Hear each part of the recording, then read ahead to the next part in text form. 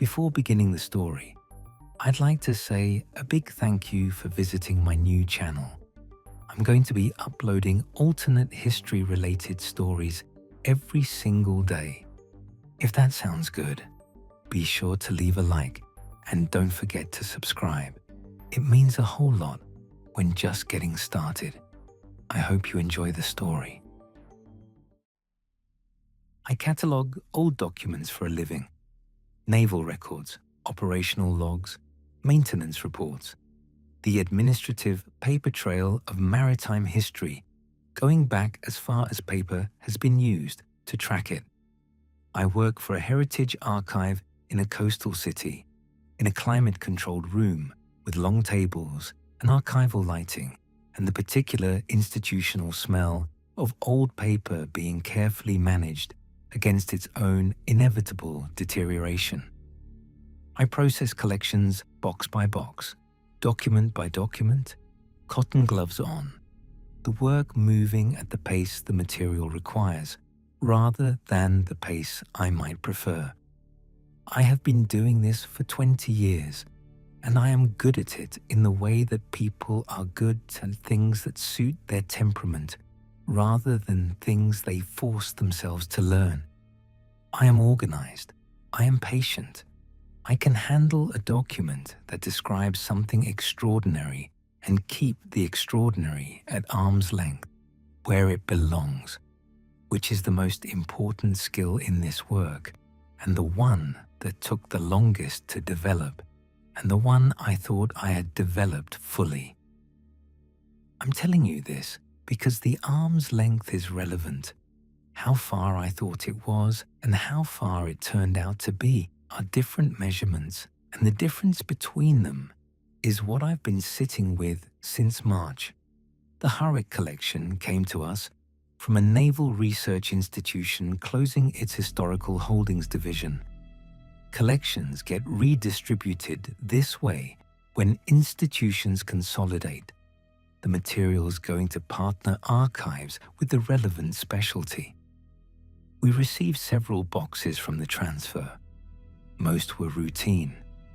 One was labeled, in a hand I later confirmed that was the original cataloguer's, with a strip of archival tape along the spine reading, Hurrick Experimental Submarine Program, 1863 to 1864. One box, relatively thin documentation for a 14-month program. I noted the thinness when I logged the intake, because thinness in a collections documentation usually means one of three things.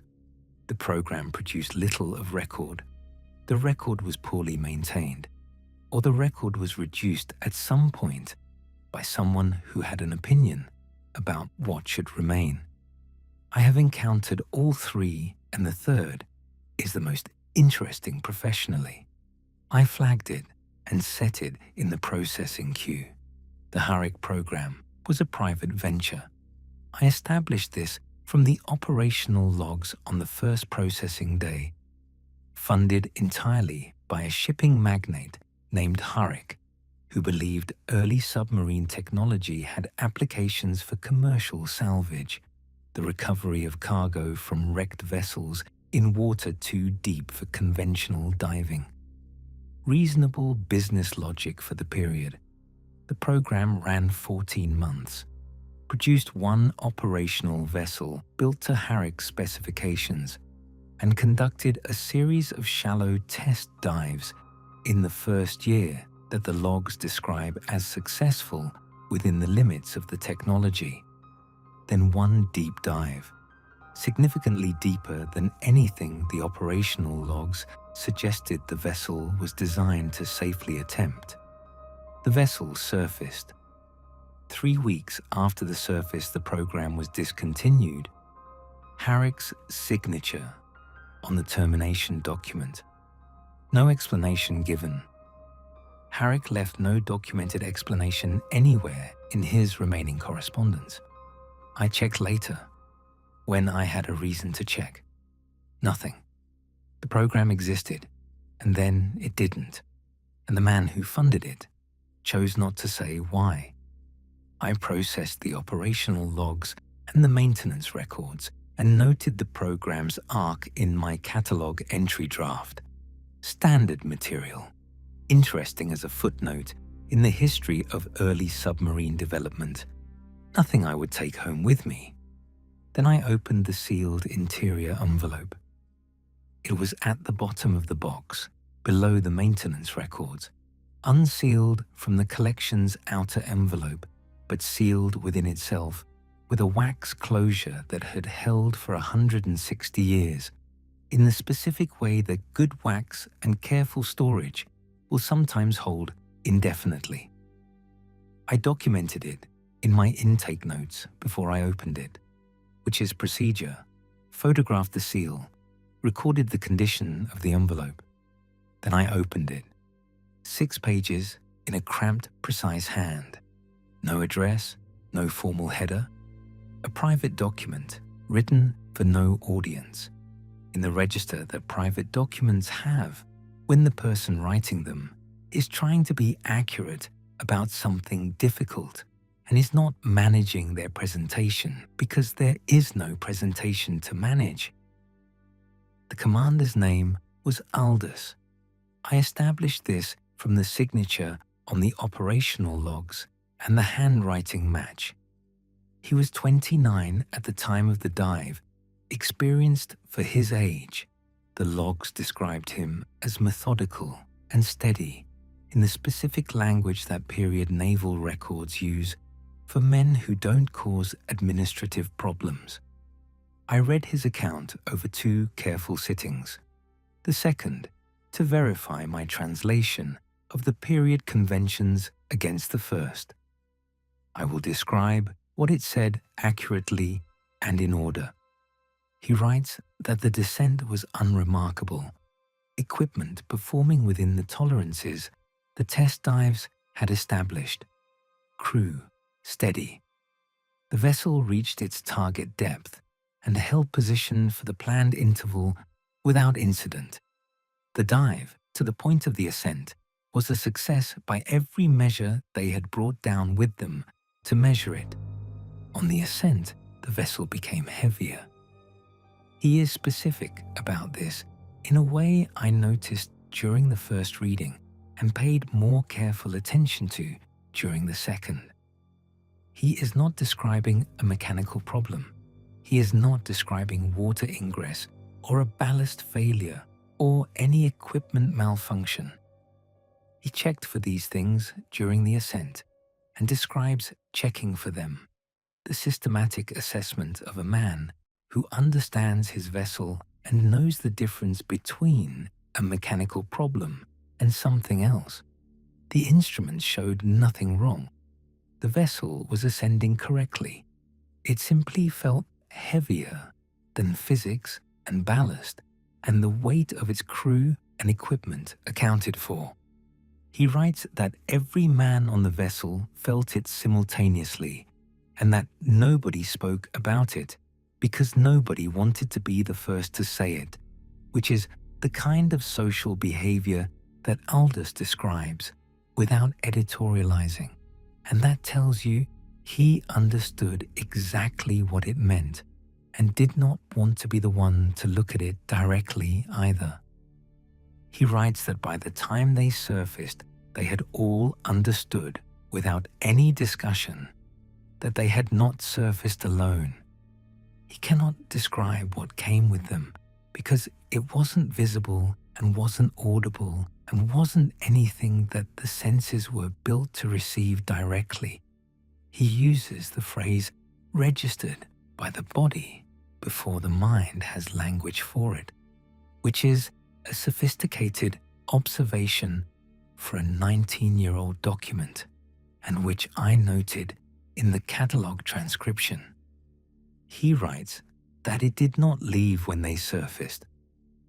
The medical assessments in the box cover a period from 2 weeks before the deep dive through 6 months after it, the examining physician's handwriting consistent across all entries, the same careful hand working through the standard assessment format for naval crew medical evaluation In that period, I processed them as standard archival material and completed my initial notes on them and moved to the next section of the collection.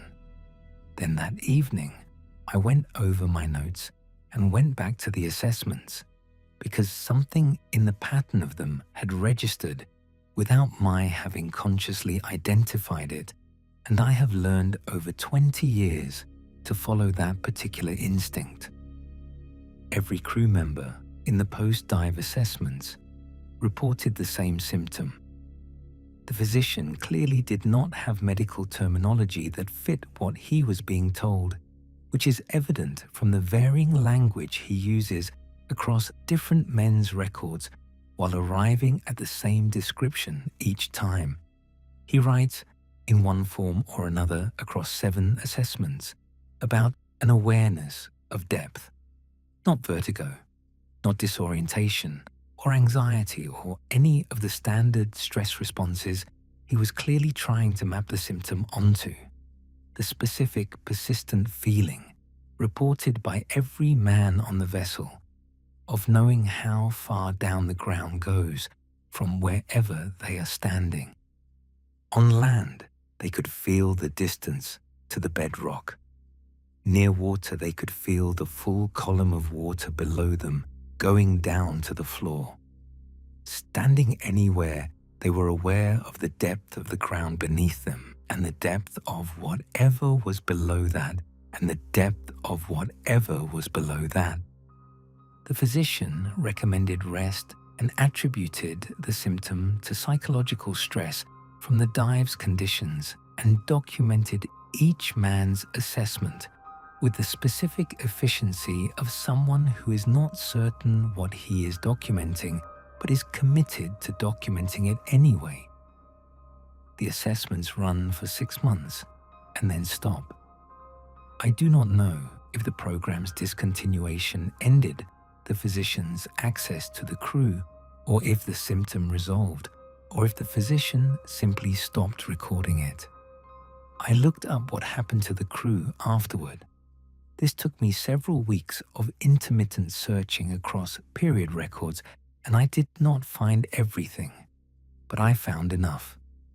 None of the crew of the deep dive lived more than 3 years past it, not from any single cause or collective event, from the varied ordinary causes of men in the 1860s, illness and accident, and the unremarkable mortality of the period. 7 men, 7 different endings, all within 3 years of a dive that the official record describes as successful. Harrick was not on the dive. Harrick lived another 30 years.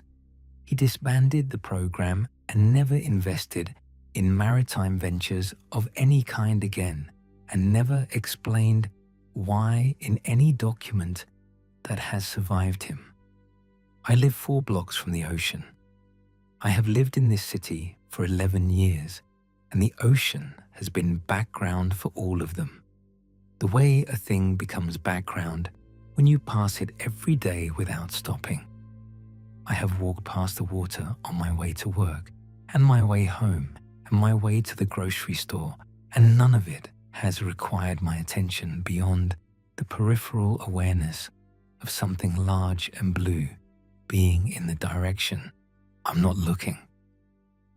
3 weeks into processing the Harrick collection, I stopped at the low wall above the beach on my way to work and looked at the water and felt, for the first time, what was under it.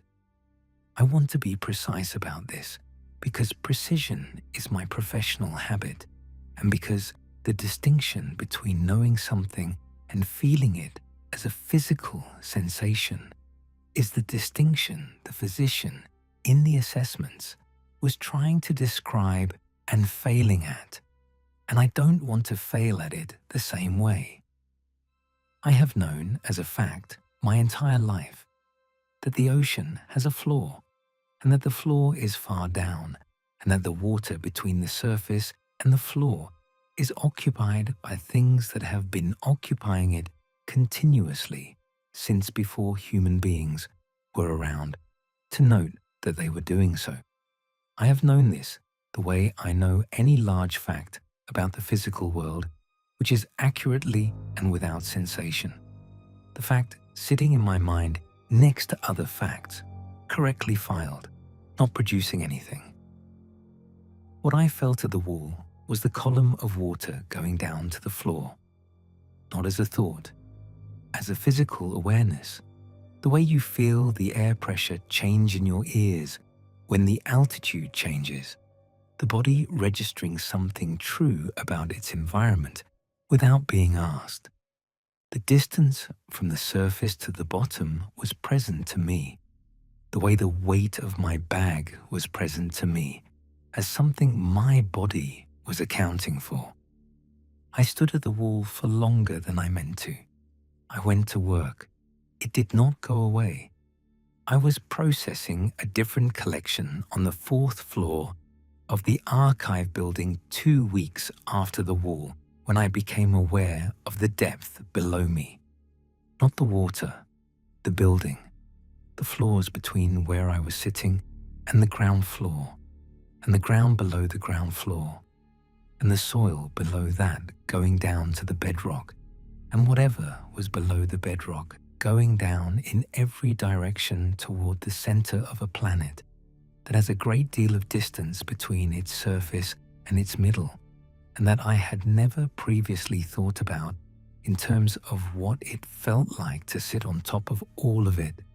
The ground has always been the ground, solid, terminal, the bottom of the world that matters for daily purposes. Now it had depth. Now I could feel the depth of it, specifically and physically, the way you feel the seat of a chair against your legs, a measurement my body was making and reporting without my having requested the measurement. I sat at my table and I did the day's work, and I noted the awareness as something I would need to address when I knew what addressing it looked like. I contacted the Naval Research Institution that had transferred the Harrick collection and asked if there were supplementary materials that had not been included in the transfer. A staff member responded promptly and helpfully, as institutional staff members often do when the request is professional and clear. She mentioned that one previous researcher had worked with the Harrick materials several years prior, a visiting scholar whose name she included in the email. I found the scholar's academic profile without difficulty: maritime history, the right specialty, several publications in the relevant field. Her most recent publication was dated 4 years ago. I wrote to her current institution asking if she was still in the department. The institution responded that she had relocated to an inland city some years back and had not continued her maritime research. Inland, far from any coast, far from any significant body of water, far from the specific sensation of standing above a column of something that goes down a very long way.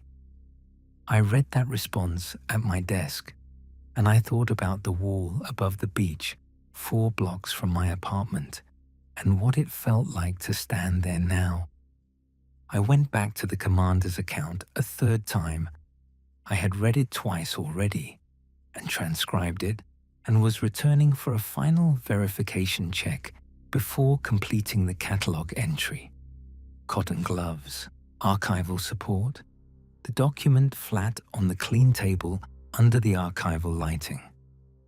I was working through the transcription against the original page by page when I reached the bottom of the 6th page and saw what I had missed twice before.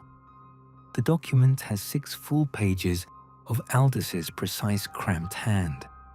At the bottom of the 6th page, pressed into the lower margin in smaller writing and a less controlled version of the same hand, as if added after the main text was complete, possibly after several days had passed, possibly after longer, was a paragraph I had not read.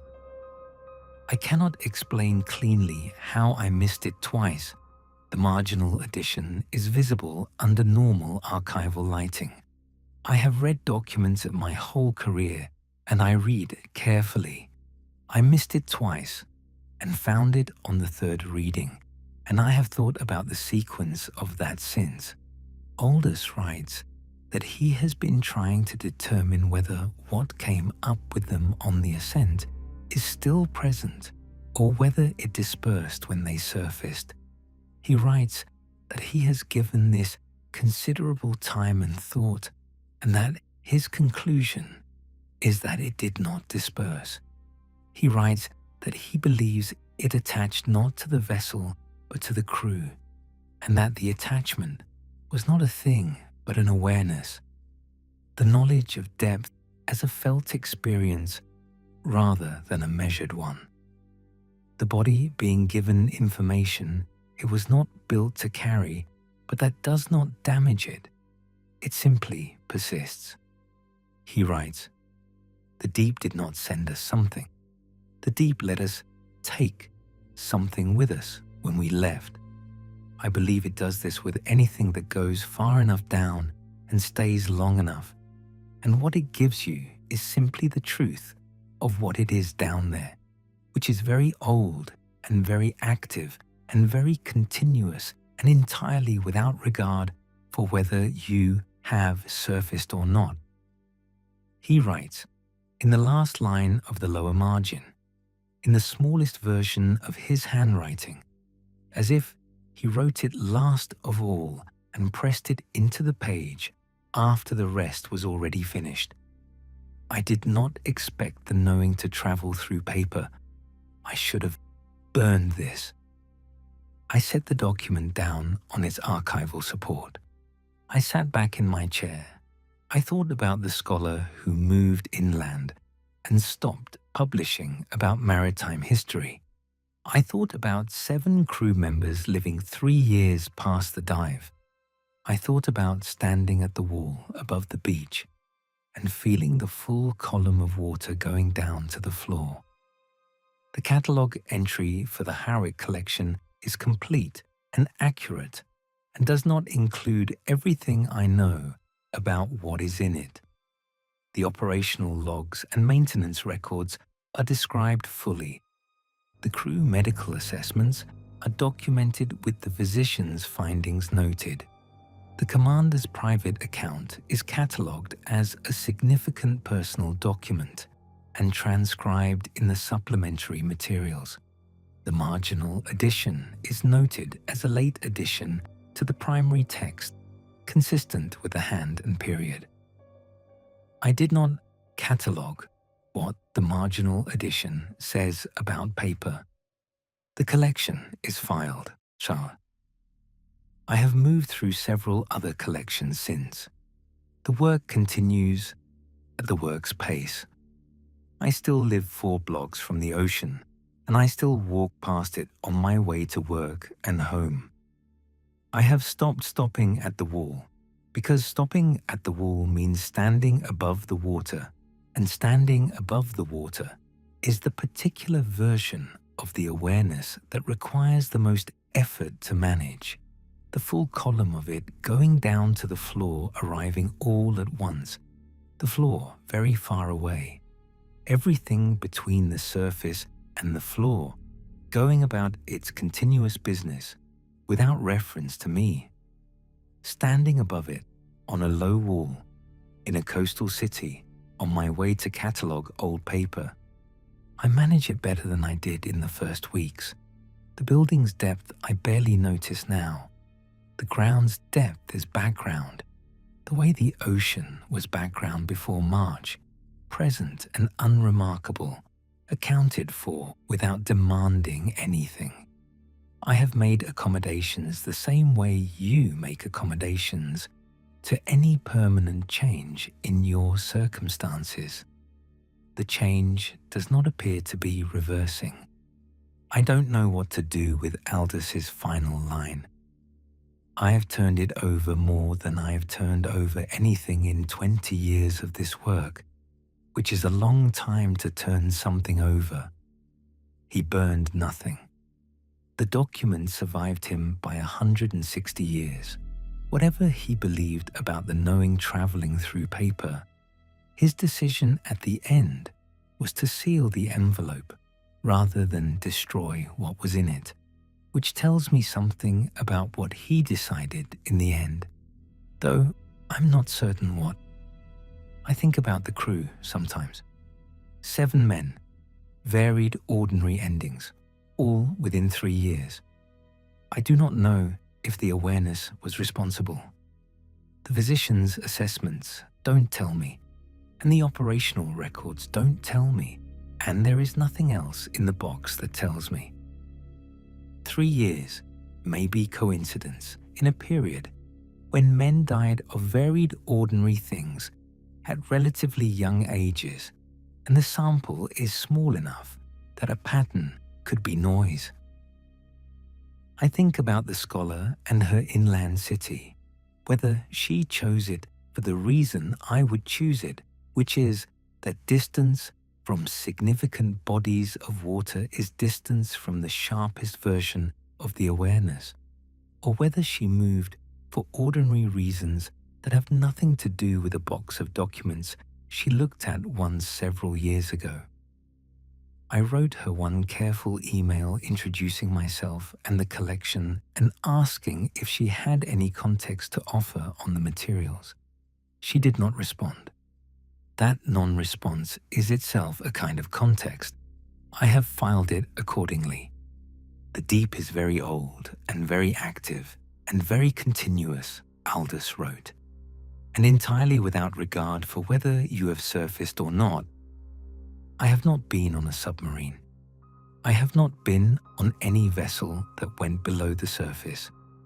I have read a 6-page personal document written by a man who did, in a climate-controlled archive room with cotton gloves on, at a professional distance from the material that turned out to be shorter than I had spent 20 years believing it was.